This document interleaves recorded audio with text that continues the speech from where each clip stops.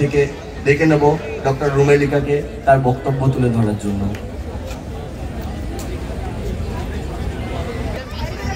9 আগস্টের পরে 54টা দিন কেটে গেছে। 54 দিন ধরে আমরা রাস্তায়, আমরা জলে ভিজেছি, আমরা রোদে পুড়েছি, কিন্তু শুধু জুনিয়র ডাক্তাররা নয়, 9 আগস্ট থেকে রাস্তায় নেমেছেন আপনারা সর্বসাধারণ, আপামর সাধারণ মানুষ। আপামর সাধারণ মানুষ রাস্তায় নেমেছে বলেই আজকে আমরা স্বপ্ন দেখতে পারছি, আজকে আমরা আশা রাখছি যে অভয়ার ন্যায় বিচারের প্রশ্নটিকে যথাযথ উত্তর না পেলে আমরা রাজপথ ছাড়ছি না। 54 দিন ধরে যে আন্দোলন, যে প্রতিবাদ, যে প্রতিরোধ কলকাতা, পশ্চিমবঙ্গ তথা গোটা ভারত দেখেছে, সেই আন্দোলন প্রতিশ্রুতি দেয়, আমরা কোথাও গিয়ে এই প্রতিশ্রুতি দিই যে আর যেন একটাও অভয়া না ঘটে। আজ 9 আগস্টের যে ঘটনা ঘটেছে, সকালবেলা সমাজ মাধ্যমে সেই খবরটা পাওয়ার পরে যেভাবে ভেতর থেকে নড়েছিলাম, যে ভয়াবহতার ছবি তারপরের কিছুক্ষণের মধ্যে আমাদের সামনে এসে দাঁড়িয়েছিল,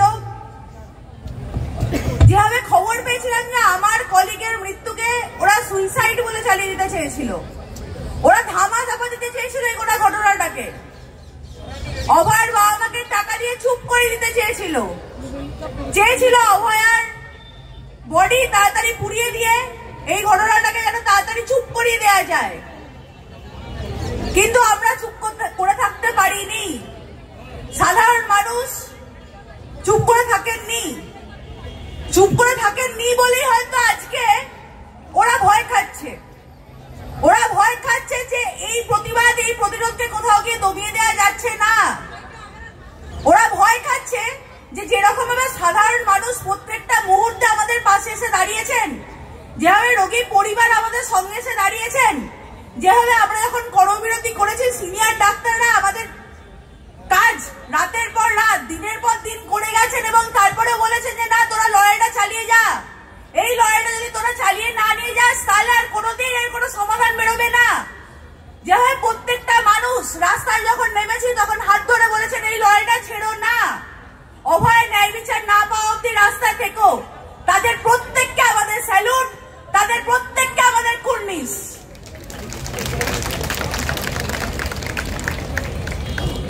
আমরা দেখেছি 14 আগস্ট রাতে আরজি করে নেমে এসছে হামলা, আমরা দেখেছি রাত দখলের লড়াইয়ে নৈহাটি, মাথাভাঙা, একের পর এক জায়গায় গুন্ডা বাহিনী আক্রমণ করেছে। তারপরেও কি সাধারণ মানুষ দমে গেছে? তারপরেও মহামিছিলে রাজপথ কেঁপেছে, সাধারণ মানুষ সংগ্রামকে বেছে নিয়েছে, সাধারণ মানুষ বলেছে আপোষ না সংগ্রাম, দালালি না রাজপথ। আজকে সেই রাজপথে নেমেই আমরা আরেকবার 14 তলায় জানিয়ে দিচ্ছি, আমরা আরেকবার প্রশাসনকে হুঁশিয়ারি দিচ্ছি, যতদিন না অভয়ের বিচার পাওয়া যাচ্ছে আমরা রাজপথেই থাকবো, যতদিন না আমরা দেখে নিচ্ছি যে আর একটা অভয় যাতে না ঘটে আমরা রাজপথেই থাকবো। হাসপাতাল সুরক্ষিত হবে, ঘর সুরক্ষিত হবে, অফিস সুরক্ষিত হবে, আপামর সমাজ সুরক্ষিত হবে, নইলে এই লড়াই থামছে না। আজকে যে মহামিছিল, যে মহাসমাবেশ, তাতে মানুষ যেভাবে স্বতঃস্ফূর্ত হবে আমাদের সঙ্গে পায়ে পা মিলিয়েছেন, আমাদের সঙ্গে প্রত্যেক দিন মিছিলে হাঁটছেন, তাদের প্রত্যেককে আগামীর আন্দোলনের জন্য আমাদের পাশে দাঁড়িয়ে থাকার বার্তা দিচ্ছি। এরপরেও আমাদের লড়াই চলছে, যতদিন না আমরা অভয়ের ন্যায় বিচার ছিনিয়ে আনতে পারছি আমাদের আন্দোলন তীব্র থেকে তীব্রতর হবে।